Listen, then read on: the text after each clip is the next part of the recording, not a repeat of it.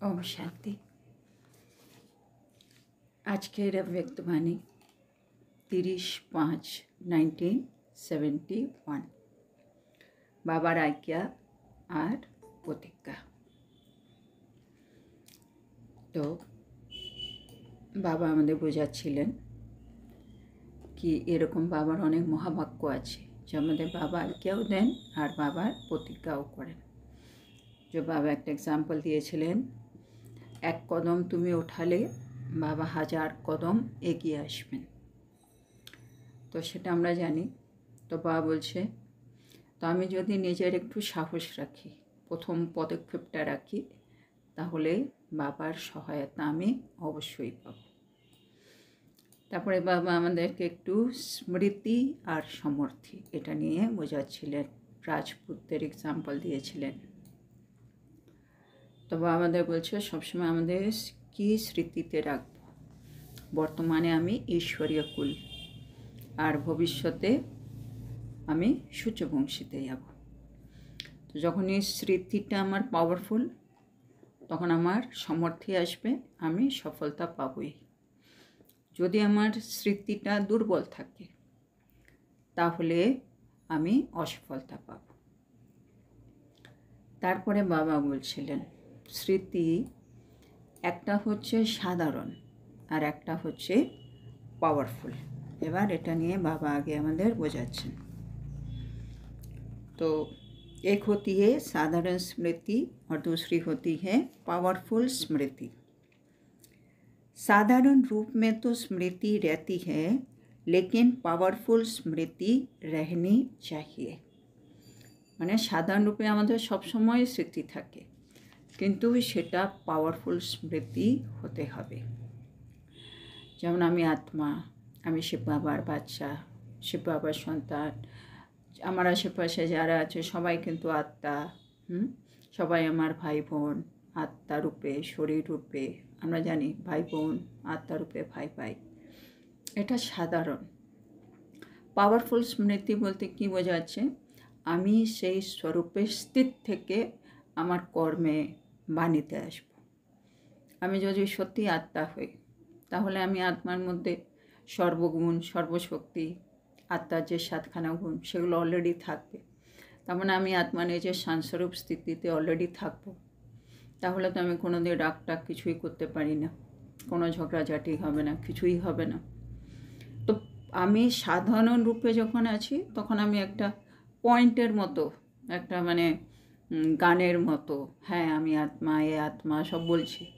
আর powerful স্মৃতি মানে আমি সেই স্মৃতিতে স্থিত আছি। এই সময় আমি সত্যি আত্মা, আত্মিক স্বরূপে স্থিত হয়ে আমি সবাইকে দেখছি, সবার কথা ভাবছি, সবার সাথে কথা বলছি। এটা তো বাবা বলছে দুটোর মধ্যে কিন্তু তফাৎ আছে। এবার বাবা एग्जाम्पल दिए বোঝাচ্ছেন, जैसे कोई जज होता है तो उनको सारा दिन अपने जज बने की स्मृति तो रहती है। হ্যাঁ, ধরো কোনো জাজ আছে, সে তো সারাদিনই তার মনেই থাকে কি আমি হচ্ছে একজন जज।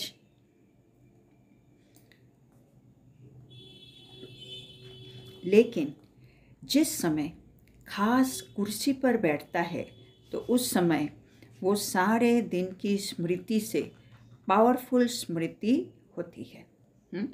কিন্তু যে মুহূর্তে উনি কোর্টে গেলেন, কোর্টে গিয়ে জাজের সিটে বসে পড়লেন, সেই সময়ের স্মৃতিটা সারা দিনের স্মৃতি থেকে কিন্তু পাওয়ারফুল স্মৃতি হয়ে যায়। तो ड्यूटी अर्थात कर्तव्य पर रहने से पावरफुल स्मृति रहती है। तो बाबा এটা আমাদেরকে একটা ফর্মুলা দিচ্ছেন কি আমাদেরও সবসময় দরকার আমি আত্মা পাওয়ারফুল স্মৃতিতে থাকি। কিন্তু পাওয়ারফুল স্মৃতিতে কখন থাকবো? যেমন জাজ সারাদিন ওর মনে আছে, কিন্তু যে মুহূর্তে সিটে বসলো এখনও জানে আমার পাওয়ারফুল স্মৃতি, কারণ আমাকে এখন অন ডিউটি আছে। তো সেখানে ভাবছে ডিউটি মানে কর্তব্যে উপস্থিত থাকা, আর কর্তব্যে উপস্থিত থাকলে আমার স্মৃতিটা কিন্তু পাওয়ারফুল থাকে। তো সেটা বাবা বোঝাচ্ছেন। और वैसे साधारण स्मृति रहती है, মানে বাবা বলছেন সবসময় আমি সাধারণ স্মৃতিতে থাকবোই, কিন্তু যে মুহূর্তে ডিউটিতে চলে আসবো সে মুহূর্তে আমার স্মৃতিটা কিন্তু পাওয়ারফুল হয়ে যায়। মানে আমি অনেক অ্যাটেন্টিভ থাকি, আমার থেকে যেন কোনো ভুল না হয়, সকলে আমি খাস সবসময় খেয়াল রাখি। तो आप भी साधारण स्मृति में तो रहते हो, लेकिन বা বলছে আমরাও সারাদিন দেখা যায় আমরাও সাধারণ স্মৃতিতে তো থাকি, लेकिन पावरफुल स्मृति जिससे बिल्कुल वो स्वरूप बन जाए और स्वरूप की सिद्धि सफलता मिले, वो कितना समय रहता है। বলছে এখন হচ্ছে আমাদেরকে এটা আমাদের একটু চেকিং করতে হবে। বা বলছে সাধারণ স্মৃতিতে তো সবসময় থাকছো, কিন্তু পাওয়ারফুল স্মৃতি যেটা দিয়ে আমি আত্মা সেই স্বরূপে স্থির থাকবো, হ্যাঁ সেই স্বরূপে স্থির থাকবো আর আমি সফলতা পাবো সিদ্ধি হিসেবে, সেই পাওয়ারফুল স্মৃতিতে আমি আত্মা কতক্ষণ থাকি সারাদিনে। ইতনি প্র্যাকটিস কর রহে হো না, বা বলছে এই প্র্যাকটিসটা করছো তো। যেমন অনেক সময় আমরা এখন যেমন আমরা বাবার বাচ্চা হয়েছি, কেউ কাউকে দেখলেই জিজ্ঞেস করি না শিব বাবা ইয়াদ হে, শিব বাবা ইয়াদ হে, কত আমরা জিজ্ঞেস করি। তারপরে ওই দিক থেকে কী উত্তর আসবে, আরে শিব বাবা ছাড়া এখন আমাদের আছে কি, শিব বাবা তো সবসময় মনে আছে। এই যে বলছে এগুলো কি, এটা হচ্ছে সাধারণ স্মৃতি। আমার তো খালি শিব বাবা, আমার তো শিব বাবা ছাড়া কেউ নেই, শিব বাবাই মনে থাকবে, আমার তো সব সময় প্রতিটা কাজে শিব বাবা, এটা সাধারণ স্মৃতি। পাওয়ারফুল স্মৃতি হলে কি হবে, সেটা আমার স্বরূপে এসে যাবে। আমার মুখ থেকে শুধু বাবার বাণী শ্রীমত ছাড়া কিছুই বেরোবে না, আমার কর্মে যেটা বাবা বলে সেটা ছাড়া কিছুই হবে না। কেন, আমি নিজেকে অন ডিউটি ভাববো তখন। বাবা এটাই বললেন এখানে, যেটা আমাদের মনে রাখতে হবে, নিজেকে সবসময় অন ডিউটি ভাবো। আমি এখানে বাবার ঈশ্বরীয় সেবাধারী, হ্যাঁ না, আমরা এখন এই সংসারে ঈশ্বরীয় সেবাধারী, আমি এখানে বাবার হয়ে নিমিত্ত হয়ে এখানে সেবা করতে আছি। এটা যদি মনে থাকে তাহলে আমি আত্মা সবসময় অ্যাটেন্টিভ পাওয়ারফুল স্মৃতিতে থাকব। তো বাবা বলছে প্র্যাকটিস করো কি সারাদিনে আমি যেন পাওয়ারফুল স্মৃতিতে বেশিক্ষণ থাকি, ওটা যেন আমার স্বরূপে থাকে আর আমি সফলতা পাবই। निरंतर समझो कि हम ईश्वरीय সার্ভিস पर है। আর এটা করার জন্য কি প্র্যাকটিস করব, আমি সবসময় মনে করব কি আমি আত্মা নিরন্তর ईश्वरीय सर्विसे आछि। भल कर्मना सर्विस भी कर रहे हो, फिर भी समझो मैं ईश्वरीय सर्विस पर हूँ। বাবলে এখন আমরা তো আর সংসারে থাকি না, এই সংসারে আমরা জানি আমরা হচ্ছে একটা মুসাফির, পরমধাম থেকে এসেছি, অবতরিত হয়েছি, বাবার সাথে এখানে সেবা করছি, এই মুহূর্তে আবার চলে যাবো এই জায়গা ছেড়ে। এখানে আমার ঘর বলতে কিছু নেই, এখানে আমি যে কোনো কর্মনা সেবা করছি, সে সংসারে হোক সংসারে বাইরে হোক, সব কিছু বাবা বলছে কীভাবে নেবে, ঈশ্বরীয় সার্ভিস। বাবা আমাকে এখানে রেখেছে সেবার জন্য, তাহলে কি হবে, স্মৃতিটা পাওয়ারফুল থাকবে। এবার বাবা আর একটু এক্সাম্পল দিয়ে বোঝাচ্ছেন, भले भोजन बनाते हो वो तो है एक স্থূল कार्य। বাবা এক্সাম্পল দিচ্ছে, ধরো আমরা কখনো ভোজন তৈরি করছি আর সেটা তো একটা স্থূল কাজ, लेकिन भोजन में ईश्वरीय संस्कार भरना, भोजन को पावरफुल बनाना, वो तो ईश्वरीय सर्विस हुई ना। কিন্তু আমি যদি তখনই মনে রাখি আমি কে, যে ভোজনটা তৈরি করছি রান্না করছি, আমি হচ্ছি ঈশ্বরীয় সার্ভিসে একজন নিমিত্ত আত্মা, তাহলে কি হচ্ছে, বাবা বলছে আমার যে সংকল্প, আমার যে ভাইব্রেশন, আমার যে এনার্জি যেটা খাবার তৈরি করার সময় খাবারের মধ্যে যাচ্ছে, সেটা ঈশ্বরীয় সংস্কার ভরবে। খাবারটাকে বাবার স্মরণ যখন যাবে, খাবারটা পাওয়ারফুল হবে, পবিত্র হবে, তাহলে এটি ঈশ্বরীয় সার্ভিস হয়ে গেল, তাই না? এটা কিন্তু কখন হচ্ছে, যখন আমি আত্মা মনে রেখেছি কি আমি ঈশ্বরীয় সার্ভিসে আছি। না হলে আমি ভাবছি ও যেমন রোজ আমাকে রান্না করতে হয়, আমি রান্না করলাম, হয়তো আমি রান্না করার পরে শিব বাবাকে ভোগও লাগিয়েছি, কেন শিব বাবাকে না দিয়ে তো আমি খাবো না, আমি রান্না করেছি, বাবা তোমার জন্য রান্না করলাম, বাবাকে দিলাম, আমি খেলাম, ওটা সাধারণ স্মৃতি। আর বাবা বলছে যখনই আমি মনে রাখবো আমি ঈশ্বরীয় সার্ভিসে আছি, তাহলে আমার একটা দায়িত্ব আছে কি খাবারটাতে ঈশ্বরীয় সংস্কার ভরা হোক, এই খাবার যেটা তৈরি হচ্ছে ওটা একটু পাওয়ারফুল হোক, তারপরে আমি ওটা বাবাকে ভোগ লাগিয়ে একই করব। কিন্তু ওই মুহূর্তে আমি ঈশ্বরীয় সার্ভিসটা মনে রেখে বাবা বলছে আমি ওর মধ্যে পাওয়ারফুল স্মৃতিতে থেকে ঈশ্বরীয় সংস্কারটা ভরে দিয়েছি। আর এতে কি লাভ হয়েছে বাবা বলছে जैसा अन्न वैसा मन कहा जाता है ना, এটা আমরা শুনেছি, যেমন অন্ন তেমন মন হয়ে যাবে। तो भोजन बनाते समय ईश्वरीय स्वरूप होगा तो उस अन्न का असर मन पर होगा। হ্যাঁ, তো মনটাও আমার ওরকমই হয়ে যাবে যেরকম আমার অন্ন। তাহলে অন্ন বানাবার সময় আমার স্বরূপ ঈশ্বরীয় স্বরূপ হওয়া উচিত। ঈশ্বরীয় স্বরূপ মানে আমি আত্মা ঈশ্বরীয় সার্ভিসে আছি, বাবার স্মরণ করে বাবার সংস্কারগুলো এই খাবারের মধ্যে মিশিয়ে আমি তৈরি করছি, খাবারটাকে পাওয়ারফুল বানাচ্ছি। তারপরে আমি যখন এই খাবারটা নেব আমার মনও পাওয়ারফুল হয়ে যাবে, ঈশ্বরীয় সংস্কার আমার মধ্যে ভরে যাবে। তো বাবা বলছে तो भोजन बनाने का स्थूल कार्य करते भी ईश्वरीय सर्विस पर होना। तो बाबा एक एग्जाम्पल দিচ্ছে कि যে রান্না করা, হ্যাঁ, ভোজন তৈরি করা এটা এক স্থূল কাজ, এটা একটা খুব কমন কাজ, প্রতিদিনই আমাদের করতে হচ্ছে।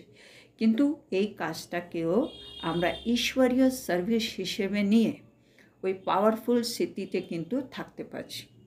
এবার 1 ঘন্টা 1.5 ঘন্টা যতক্ষণ আমি রান্না করলাম আমি 1-1.5 ঘন্টায় প্র্যাকটিস হয়ে গেল আমার পাওয়ারফুল স্মৃতিতে থাকা। তো বাবা এটা বোঝাচ্ছেন একইভাবে আমি যে কোনো কাজকে নিতে পারি। এটা বাবা এক্সাম্পল দিয়ে খালি খাবারটার জন্য বললেন। आप लिखते भी हो ऑन गॉडली सर्विस ओनली। বাবা বলছে বাবার এখান থেকে যে কোনো চিঠিপত্র যায় বা যে কোনো কিছু যায় কমিউনিকেশন, ওর উপরে লেখা থাকে অন গডলি সার্ভিস ওনলি, মানে ঈশ্বরীয় সেবার জন্যই এটা দেওয়া হলো। তো उसका भावार्थ क्या हुआ? এই যে এটা আমরা লিখে লিখে দিই সব জায়গায়, বাবা বলছে এর ভাবার্থটা কী হলো? हम ईश्वरीय संतान सिर्फ और सदैव इसी सर्विस के लिए ही है। এর মানে হলো আমরা ঈশ্বরীয় সন্তান আর আমরা কেবল আর কেবল সর্বদা এই ঈশ্বরীয় সেবার জন্যই আছি, এটাই মানে হলো। মানে আমি যখনই যা করছি ঈশ্বরীয় সার্ভিস হিসেবেই আমি করছি, তার মানে আমি পাওয়ারফুল স্মৃতিতে থেকেই কর্মগুলো করছি। भल उसका स्वरूप स्थूल सर्विस का है लेकिन उसमें भी सदैव ईश्वरीय सर्विस में हूँ। বাবা যে সবই আমরা যা সেবা করবো ওগুলো স্থূল সার্ভিসই হবে, কিন্তু আমার মনে রাখতে হবে আমি সবসময় ঈশ্বরীয় সার্ভিসেই রয়েছি।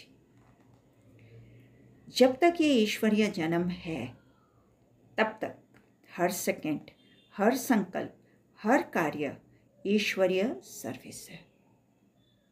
হ্যাঁ, এটা একটা ইম্পর্ট্যান্ট লাইন। বাবা বলছে যতদিন আমি এই ঈশ্বরীয় জন্মে আছি, তার মানে যতদিন আমি ব্রাহ্মণ আছি, বাবার সন্তান হয়ে আছি, ততদিন পর্যন্ত আমার প্রতিটা সেকেন্ড প্রতিটা সংকল্প প্রতিটা কাজ, প্রতিটা সংকল্প প্রতিটা সেকেন্ড প্রতিটা কাজ ঈশ্বরীয় সার্ভিসই রয়েছে, এর থেকে এদিক ওদিক হতে পারে না। वो लोग थोड़े टाइम के लिए कुर्सी पर बैठ अपनी सर्विस करते हैं, आप लोगों के लिए ये नहीं है। বাইরের লোকেরা যতক্ষণ ওই পদে বসে ততক্ষণ ওরা সেবা করে, ওইটুকুনি কাজ, তারপরে আর করে না। কিন্তু আমরা 24 ঘন্টা অন গডলি সার্ভিস ওনলি, এটা বাবা বলছেন। মানে প্রতিটা সংকল্প প্রতিটা সেকেন্ড প্রতিটা কাজ 24 ঘন্টা আমি ঈশ্বরীয় সার্ভিসে আছি। सदैव अपने सर्विस के स्थान पर कहाँ भी हो लेकिन स्मृति वही रहना चाहिए। বলছে আমি কাজের জন্য কোন জায়গায় আছি বা কী কাজ করছি সেটা কিন্তু ইম্পর্টেন্ট নয়, আমার স্মৃতিটা হচ্ছে ইম্পর্টেন্ট এখানে। সে বাবা বলছে আমি বাবা একটা মূল্যতে বলছিলেন ধরো আমি ঘর ঝাড়ু দিচ্ছি, মানে এটা সামান্য কাজ, হ্যাঁ একটুখানি ঝাড় দেওয়া, একটা রোজের কাজ বা সিম্পল কাজ, ঝাড়ু দিচ্ছি, কিন্তু ওই সময় যদি আমি মনে রাখি কি আমি ঈশ্বরীয় স্থিতিতে আসি, ভাবছি ওই সময় যদি বাইরের কেউ আসে, ও তখন এটা দেখবে না কি আমি ঝাড়ু দিচ্ছি, সে দেখবে বাবা একটা দেবী কি সুন্দর মানে ঘরটা পরিষ্কার করছে। আমার স্বরূপেও দেবীর মতো আমাকে দেখবে। কেন? আমার স্মৃতিটা এত পাওয়ারফুল, জন্য ওই নর্মাল কাজটা নর্মাল মনে হবে না, ওটা একটা সেবা, মানে একটা অনেক হাই কাজ, কেন আমার ভাইব্রেশনটা খুব পজিটিভ যাচ্ছে। তো বাবা এখানে তাই বলছে, আমি কি কাজ করছি, কোথায় করছি সেটা ইম্পর্টেন্ট না, আমি ঘরে করছি, সেন্টারে করছি, মধুবনে করছি, সেটা ইম্পর্টেন্ট না। ইম্পর্টেন্ট হচ্ছে যে করছে তার স্মৃতিটা কত পাওয়ারফুল। ফের কমজোরি আ नहीं सकती। আর এটা যদি আমার স্মৃতিটা ঠিক থাকে তাহলে কোনো রকম দুর্বলতা কিন্তু আসতে পারে না। বাবা বোঝাচ্ছেন, जब अपनी सर्विस की सीट को छोड़ देते हो तो सीट को छोड़ने से स्थिति भी सेट नहीं हो पाती है। তাহলে বাবা বলছে আমাদের মধ্যে দুর্বলতা কি করে আসে। বাবা বলছে চেয়ারে যতক্ষণ বসে থাকো অতক্ষণ তো নেশাই থাকে আমাদের, হ্যাঁ, কিন্তু যখন আমি এই সার্ভিসের সিটটা ছেড়ে দিই তখনই আমি স্থিতিটাও মানে হাত থেকে বেরিয়ে যায়। সেটা বাবা বলছে না, সবসময় মনে রাখতে হবে আমি ঈশ্বরীয় সার্ভিসে আছি, এই সিটে আমাকে বসে থাকতে হবে, তাহলে আমার স্থিতিটা হাই থাকবে, মানে উপরে থাকবে। যেই আমি ওটা ভুলে গেলাম সাথে সাথে আমার স্থিতিও কিন্তু সেট হলো না, স্থিতিও নেমে গেল। তো সিট नहीं छोड़ना चाहिए, জন্য সিটটা ছাড়া উচিত নয়। कुर्सी पर बैठने से नशा होता है ना। ভাবছে এটা তো স্বাভাবিক, চেয়ারে বসলেই নেশা এসে যায়। হ্যাঁ, কোনো একটা প্রাইম মিনিস্টার চেয়ারে আমাকে যদি বসতে বলে বা বসলেই একটা কেমন নেশা এসে যাবে। তো আমাদের এখন হচ্ছে সমানের চেয়ার, হ্যাঁ না, যে চেয়ারটা বাবা দেয়, হ্যাঁ না, বাবার দিল তাক্ত, হ্যাঁ, সমানের চেয়ার। বাবা এখানে বলছে ঈশ্বরীয় সার্ভিস, তার চেয়ার, এগুলো হচ্ছে আমাদের বাবা যে চেয়ারগুলো দিয়েছে। এটা স্মৃতিতে রাখা মানে আমি ওই চেয়ারে বসে আছি, তো এইখান থেকে আমি আর নামবো না এই চেয়ার থেকে, তার মানে আমি সবসময় এটা স্মৃতিতে রাখলাম, তাহলে বাবা বলছে তোমার নেশা থাকবে। अगर सदैव अपने मर्तबे की कुर्सी पर बैठो तो नशा नहीं रहेगा। বাবা জিজ্ঞেস করছে, আমি যদি সবসময় নিজের যে পজিশন, হ্যাঁ, সে মর্যাদার যে সিট তার উপরে বসেই থাকি, এরকম হতে পারে যে আমি নেশা হবে না। কুর্সি আর মর্তবে কো ছোড়তে কিউ, মানে সিটে বসলেই তোমার নেশা হবে এটা স্বাভাবিক, তাহলে তোমরা সেই চেয়ারটা বা সেই পদ ছাড়ো কেন? কারণ আমি ঈশ্বরীয় সেবাদারি, এটা একটা কোনো নেশার পোস্ট, আমি সেটা ছেড়ে দিচ্ছি। আমি ভাবছি আমি সামান্য মা, আমাকে রান্না করতে হচ্ছে, আমি ভাবছি আমাকে এই করতে হচ্ছে, তার মানে আমি সিটটা ছেড়ে দিলাম, সেই জন্য দুর্বলতা এসে যাবে, খুশি চলে যাবে। জন্য বাবা জিজ্ঞেস করছে কেন এই সিটটাকে ছেড়ে দাও। থাক যাতে হো, মানে ক্লান্ত হয়ে যাও, মানে একই চেয়ারে বসে বসে কাজ করতে করতে ক্লান্ত হয়, তো আমরা ওফো সবসময় ঈশ্বরীয় সেবাদারি এই করে করেও কি আমরা ক্লান্ত হয়ে যাই।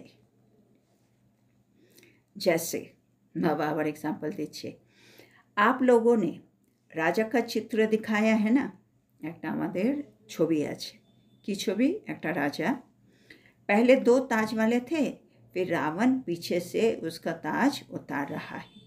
তো এরকম দেখিয়েছে, মানে আমার সত্যযুগ তাই আমরা ডাবল তাজধারী ছিলাম, হ্যাঁ, রতন জরির তাজ আর পেছনে পবিত্রতার তাজ। তো ওখানে দেখাচ্ছে যে দ্বাপর যুগ এলো, পেছন থেকে রাবণ এলো, সে আমার পবিত্রতার তাজটা নামিয়ে চলে গেল, আর আমি বুঝতেই পারিনি, মানে আমি ডবল তাজ থেকে আমি সিঙ্গল তাজ হয়ে গেলাম, এরকম একটা দেখানো হয়েছিল। বাবা বলছে এসে আবি হতা হে ক্যা, বাবা বলছে এরকম জিনিস কি এখনো হয় না কি? মায়া পিছে সে হি মর্তবা সে উতার দেতি হে ক্যা, মানে এখনও তাই হচ্ছে। বাবা এসে বললো তুমি ঈশ্বরীয় সেবাদারি, তুমি গডলি সার্ভিসে চেয়ারে বসে থাকো, আমি বসে পড়লাম, কিছুক্ষণ পরে মায়া এলো, মায়া এসে আস্তে করে আমাকে পথ থেকে নামিয়ে দিল, তার মানে আমার স্মৃতিটা সেই পাওয়ারফুল জায়গা থেকে আবার সামান্য জায়গায় চলে গেল। अब तो माया विदाई लेने के लिए आती है, सत्कार करने के लिए आएगी। হ্যাঁ, বা বলছে এখন তো মায়ার যাওয়ার সময়, তো সে মানে আমাকে পথ থেকে নামাবার জন্য আসছে না, কিন্তু ও আসছে আমার কাছ থেকে বিদায় নেওয়ার জন্য। হ্যাঁ, ও আমার সৎকার করার জন্য আসছে, কি চলে যাবো, যাওয়ার আগে একবার একটু দেখা টেকা করে যাই, সেভাবে কিন্তু মায়া আসছে এখন। उस रूप से अभी नहीं आनी चाहिए, মানে মায়া এখনও এসে আমাকে আমার পথ থেকে সরিয়ে দেবে, আমার নেশাটা গায়েব করে দেবে, ওই পজিশনে মায়া আমার জীবনে কিন্তু আর থাকা উচিত নয়। মায়া মানে আমি মায়ার থেকে অনেক উপরে, মায়া এখন আসবে শুধু আমার থেকে বিদায় নেওয়ার জন্য।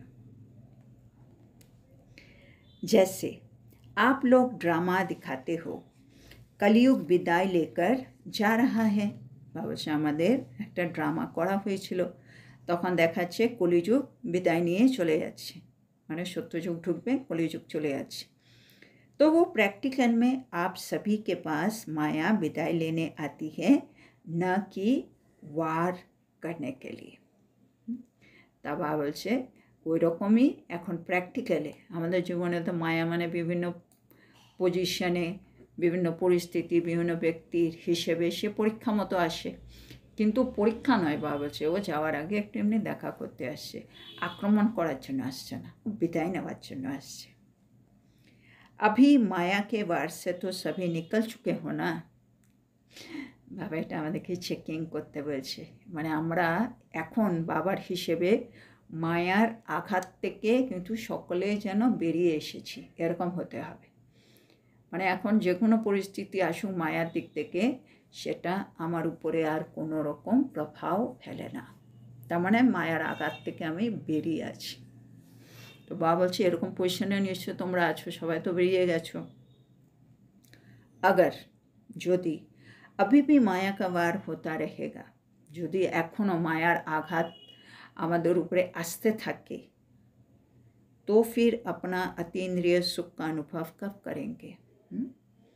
তো মায়া এলেই তো আমার अतीन्द्रिय सुख गायब, তো এখনও যদি মায়ার আঘাত চলেই আসছে, এমনি সঙ্গম যুগ শেষ হয়ে যাচ্ছে, টাইম নেই, তাহলে অতীন্দ্রিয় সুখের অনুভব তোমরা কখন করবে। ও তো अभी करना है ना। অতীন্দ্রিয় সুখের সময় কোনটা, সঙ্গম যুগ খালি, তারপরে তো আমি যে সত্য যুগে চলে যাবো, আমার আবার ইন্দ্রিয় সুখ চলে আসবে না, 56 প্রকারে ভোগ, তারপরে রাজপ্রাসাদ, হিরে সোনা, এগুলো তো আবার ইন্দ্রিয় সুখে চলে যাবো, পুষ্পক বিমান। অতীন্দ্রিয় সুখ শুধু এই মুহূর্তে সঙ্গম যুগে। তো ওইটা কখন হবে, যখন মায়াকে আমি অলরেডি আমার জীবন থেকে সরিয়ে দিয়েছি, আমি আত্মা মায়াজিত হয়ে বসে আছি। তো তুমি এখন মায়াজিত হয়ে থাকবে, অতীন্দ্রিয় সুখের অনুভব করবে, ওটাও এখন যদি না করো, ভাবছে কখন করবে। राज्य भाग्य का तो भविष्य में अनुभव करेंगे, लेकिन अतीन्द्रिय सुख का अनुभव तो अभी करना है ना। হ্যাঁ, রাজ্য ভাগ্য এসব অনুভব তো ভবিষ্যতে হবেই হবে, কিন্তু अतीन्द्रिय সুখের অনুভব ওটা তো এখনই করতে হবে। माया के वार होने से ये अनुभव नहीं कर पाते हो, মানে মায়া যদি এখন আক্রমণ করতে থাকে, তাহলে अतीन्द्रिय সুখের অনুভব তুমি করতে পারবে না। बाप के बच्चे बनकर वर्तमान सुख का पूरा अनुभव प्राप्त न किया तो क्या किया। মানে ভগবানের সন্তান হলাম, ভগবান হ্যাঁ সে সর্বশ্রেষ্ঠ রচয়িতা সৃষ্টির, তার সন্তান হলাম, তিনি আমাকে সব কিছু উজাড় করে দিল, আর আমি সব নিতে পারলাম না, আমি অতীন্দ্রিয় সুখের অনুভব করতে পারলাম না, যেটা এই মুহূর্তেই পাওয়া যায় সঙ্গম যুগে, তাহলে আমি আর কি করলাম, মানে কোনো কাজের কাজ আর হলো না, ইম্পর্ট্যান্ট কাজটা মিস হয়ে গেল। সত্যযুগ থেকে কলিযুগ, অতীন্দ্রিয় সুখ নেই, সব ইন্দ্রিয় সুখ এই মুহূর্তে ছিল, আমি বাবার সন্তান হয়েছি, সেটা পাওয়ার কথা, কিন্তু আমি পাইনি বা আমি ওটা নিতে পারিনি, তাহলে একদিক থেকে আমি ব্যর্থ হলাম, সফল হইনি আর কি। তো বাবা বলছে বাচ্চা অর্থাৎ বর্ষে কা অধিকারী, হ্যাঁ না, বাচ্চা হয়েছি বাবার, তার মানে কি আমি বাবার বর্ষার অধিকারী। तो सदैव ये सोचो कि संगम युग का श्रेष्ठ वर्षा अति इंद्रिय सुख सदा काल प्राप्त रहा है। জন্য চেকিং পয়েন্ট সবসময় এটা ভাবো কি সঙ্গম যুগের শ্রেষ্ঠ বর্ষা, সঙ্গম যুগেরও শ্রেষ্ঠ বর্ষা আছে কি অতীন্দ্রিয় সুখ। এই সুখটা আমি সদাকালের জন্য কি প্রাপ্ত করেছি, এটা বাবা করছে। अगर अल्पकाल के लिए प्राप्त किया तो बाकी फर्क क्या रहा। আর আমি যদি অল্পকালের জন্য প্রাপ্ত করলাম তাহলে আমাদের আর অন্যদের মধ্যে তফাৎ কি রইল। অন্য আত্মারাও হয়তো মাঝে মাঝে এটা অনুভব করতেই পারে, আমি ভগবানের সন্তান হয়ে সঙ্গম যুগটা আমি পেয়েও আমিও সদাকাল করলাম না, আমিও অল্পকালই করলাম, তো তার আর আমার মধ্যে তো কোনো ফারাক তো রইলই না। तो शनो बाबा बोलছে सदा काल की प्राप्ति के लिए ही तो बाप के बच्चे बने हो। হ্যাঁ, বাবার সন্তান হলামই কেন, বাবার যে বর্ষা সেটা সদাকালের জন্য আমি যেন পাই, সেজন্য তো আমি আমার বাবা বললাম। আমার বাবা মানে বাবা তোমার সব জিনিস আমার, তো বাবার হয়ে আমি সদাকালের অতীন্দ্রিয় সুখটা মিস হলো, যেটা বাবা দিল, যেটা সঙ্গম যুগের শ্রেষ্ঠ বর্ষা, তাহলে আমি আর কি করলাম, তো বাবার বাচ্চাই হলাম কেন। মানে এটা আমাদেরকে বাবা একটা প্রশ্ন মতো দিল, একটা চেকিং, কি এটা যেন আমাদের জীবনে মিস না হয়, অতীন্দ্রিয় সুখটা আমাদেরকে নিয়ে নিতেই হবে। তার মানে হলো আশেপাশে যে কোনো কিছু হোক, আমি আত্মা সব সময় আমার স্থিতিটাকে উপরে রাখব, আমি অতীন্দ্রিয় সুখে থাকবো। অতীন্দ্রিয় সুখ মানে সে সুখ শান্তি, সবার জন্য ভালো ভাবা, সব কিছু সেকেন্ডে ভুলে যাওয়া, ক্ষমা করা, সব কিছু আমার কাছে থাকবে, তাহলে আমি অতীন্দ্রিয় সুখটাকে ধরে রাখতে পারবো। আর মায়া বলতে আমার জীবনে কিছু নেই, এরকম জায়গায় নিজেকে নিয়ে আসতে হবে। তো আজকে আমরা এখানেই থামব। তো বাবা আজকে আমাদেরকে স্মৃতি সাধারণ আর পাওয়ারফুল এটা নিয়ে অনেক ভালো করে একটু বুঝতে বললেন। এক্সাম্পল দিলেন বাবা জাজ, সারাদিনই তার মনে থাকে আমি জাজ, কিন্তু যে মুহূর্তে সিটে বসে পড়ে, অন ডিউটি হয়, কর্তব্যে উপস্থিত থাকে, তখন তার স্মৃতি কিন্তু পাওয়ারফুল হয়ে যায়। তো সেরকমই আমরাও সবসময় সাধারণ স্মৃতিতে সবসময় আছি, কিন্তু সাধারণ স্মৃতিতে থাকলে হবে না, তোমাকে পাওয়ারফুল স্মৃতিতে সবসময় থাকতে হবে, তখন তুমি সফলতা সবসময় পাবে। জন্য এটা প্র্যাকটিস করো। আর এটা প্র্যাকটিস করতে হলে কি করো, সবসময় মনে রাখো আমি আত্মা ঈশ্বরীয় সার্ভিসে আছি, মানে অন ডিউটিতে থাকলে পাওয়ারফুল স্মৃতি বাবা বলছে। জন্য নিজেকে অন ডিউটি মনে করো, মানে যে কোনো কাজ করছো যেখানেই করছো সেটা ইম্পর্ট্যান্ট না, কাজটা স্থূলই হবে, কিন্তু তোমার স্মৃতিটা আমি ঈশ্বরীয় সার্ভিসে আছি, এটা মনে রাখতে হবে। পাওয়ারফুল স্মৃতিতে তুমি ওই কাজটা করো। বাবা এক্সাম্পল দিলেন, যখন আমরা রান্না করছি, ভোজন তৈরি করছি, তো তখন আমি ঈশ্বরীয় সার্ভিসে আছি, তাহলে ওই খাবারের মধ্যে ঈশ্বরীয় সংস্কার ভরে যাবে, ভোজনটা পাওয়ারফুল হয়ে যাবে, জেসা আন বেসা মন হয়ে যাবে, সবার ওই খাবারের মানে প্রভাব তাদের মনের উপরে পড়ে যাবে, তো কত সুন্দর একটা ঈশ্বরীয় সার্ভিস হয়ে গেল। তো সেন বাবা বলছে সবসময় এই পাওয়ারফুল স্মৃতিতে থাকো। তোমরাই তো লেখো অন গডলি সার্ভিস অনলি, তার মানে আমি আত্মা ঈশ্বরীয় সন্তান, শুধু আর শুধু ঈশ্বরীয় সেবার জন্যই আছি। সেন বাবা বলছে ঈশ্বরীয় জন্ম এটা, আমাদের প্রতিটা সেকেন্ড, প্রতিটা সংকল্প, প্রতিটা কাজ ঈশ্বরীয় সেবার জন্যই হবে। অন্য লোকেরা যতক্ষণ সিটে বসে অতক্ষণ সেবা করে, তারপরে আর করে না। আমাদের হচ্ছে 24 ঘন্টা, যতদিন বেঁচে আছি প্রতিটা সেকেন্ড আমি ঈশ্বরীয় সেবার সেই সিটে বসে আছি। বলছে সিট থেকে যেন আমরা না নামি, ভাবলে সবসময় ওই সিটে বসে থাকবে। সিটটা কেন ছেড়ে দাও, ক্লান্ত কেন হয়ে যাও, মানে মায়া কি করে এসে তোমাদেরকে ওই সিট থেকে নামিয়ে দেয়। বাবা এক্সাম্পল দিল, যেমন আগে আমাদের দুটো তাজ ছিল মুকুট, পরে রাবণ এসে একটা মুকুট নামিয়ে দিল, আমরা বুঝতেও পারিনি, কখন ডাবল তাজ থেকে সিঙ্গেল তাজ হয়ে গেলাম। এখনও কি তাই হচ্ছে? হ্যাঁ, এখনও মায়া এসে আমাকে ওই পাওয়ারফুল স্মৃতি থেকে সাধারণ স্মৃতিতে নামিয়ে দেয়, আর আমি বুঝতেই পারি না। যদি এখনও মায়ার আঘাত হতে থাকে, আক্রমণ হয়, তাহলে তোমার অতীন্দ্রিয় সুখের কি হবে? সেটা তো তুমি পাবেই না। সেটা সঙ্গম যুগের স্পেশাল বর্ষা, যেটা বাবাই দিচ্ছে এই মুহূর্তেই পাবে, সেটা থেকে তুমি বঞ্চিত হয়ে যাবে। তো সেজন্য বাবা বলছে, যদি বাবার সন্তান হয়ে বর্তমান আমি অতীন্দ্রিয় সুখ যদি অনুভব না করতে পারি, তাহলে আর আমি কি করলাম? বাবার হয়েছি মানে বাবা যা যা দিতে এসছে সেটা আমার জীবনে সদা কালের জন্য যেন থাকে, সেটাই হচ্ছে আমাদের এখন পুরুষার্থ। তো আজকের এত সুন্দর শিক্ষার জন্য আমরা আমাদের প্রিয় শিব বাবাকে বলবো, ধন্যবাদ বাবা, ধন্যবাদ। ওম শান্তি। শান্তি। ধন্যবাদ বাবা, ধন্যবাদ। গুড নাইট বাবা।